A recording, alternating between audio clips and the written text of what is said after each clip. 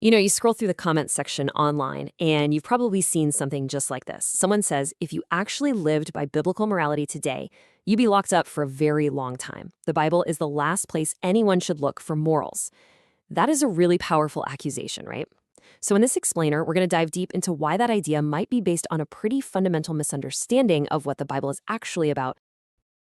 And look, let's be fair. When you read some parts of the Old Testament, you can totally see why someone might think this. The idea is pretty straightforward.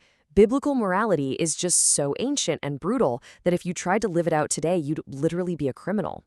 That's a heavy charge, and it really deserves a careful response, not just brushing it off.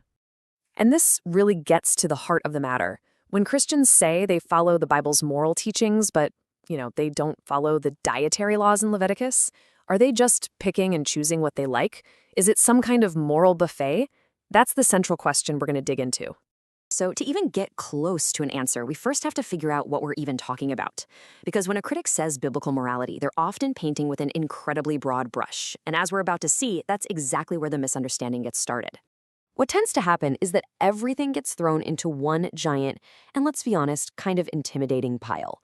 You've got ancient Israel's civil penalties, temple rituals, all 613 laws from the Torah, and the Sermon on the Mount. But here's the thing. The Bible's core moral teachings, to love God, love your neighbor, tell the truth, seek justice, are remarkably consistent. And frankly, they're things that most people, even many critics, would say are fundamentally good. And this shows us what the real debate is all about. It's not about whether love and justice are good things. I mean, of course they are. The real debate is whether the specific law code given to the nation of Israel thousands of years ago is the exact same thing as God's enduring moral will for all people at all times. And the Bible itself actually makes a pretty clear distinction between those two.